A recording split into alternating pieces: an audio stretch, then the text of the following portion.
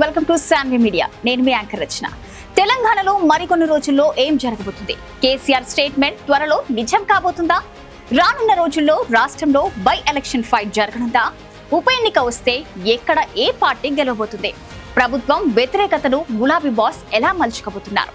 లాంటి విషయాలు తెలుసుకునే ముందు మా శాన్వి మీడియా ఛానల్ ని చూస్తున్న మీరు సబ్స్క్రైబ్ చేయడం మర్చిపోవద్దు. అలాగే మీ అభిప్రాయాలను కామెంట్ రూపంలో మాకు తెలియజేయండి.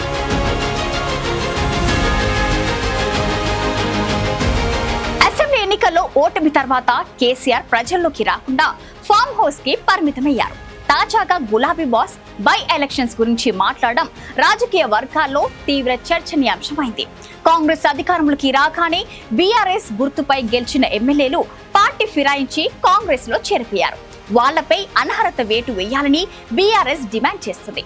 ఈ వ్యవహారం కోర్టు పరిధిలో ఉంది. కోర్టు పరిధిలో కేసుండగానే కేసీఆర్ ఇచ్చిన స్టేట్మెంట్ ఇప్పుడు హీట్ పుట్టిస్తుంది.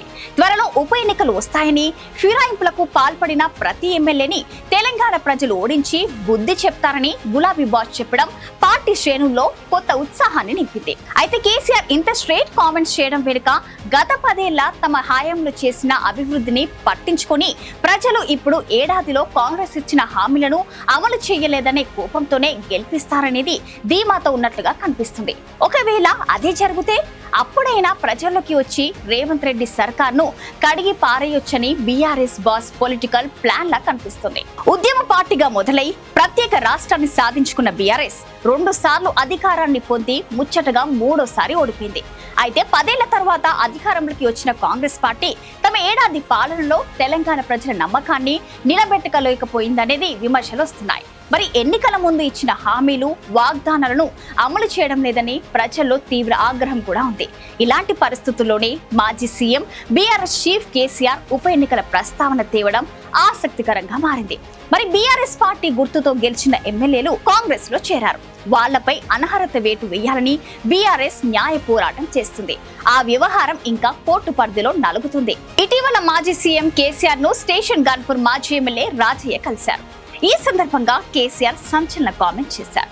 త్వరలోనే తెలంగాణలో ఉప ఎన్నికలు వస్తాయని, పార్టీ మారిన ఎమ్మెల్యేలంతా ఓడిపోవడం ఖాయమని జోసెఫ్ చెప్పారు. మోసం చేసిన వాళ్లను తెలంగాణ ప్రజలు ఓడించి బుద్ధి చెప్తారని, స్టేషన్ గన్పూర్ లో కడియం శ్రీహరిని ఓడించి మళ్లీ రాజయ్యను గెలిపిస్తారని చెప్పారు. అసెంబ్లీ ఎన్నికల తర్వాత బీఆర్ఎస్ పార్టీ ఏ ఎన్నికల్లో విజయం సాధించలేదు. ప్రజల్లో తమకు మద్దతు పెరిగిందనే చూపించుకున్న సందర్భం కూడా రాలేదు. ఇలాంటి పరిస్థితుల్లో సీఎం రేవంత్ రెడ్డి హైడ్రా తేవడంతో ప్రజల్లో తీవ్ర వ్యతిరేకత మొదలైంది.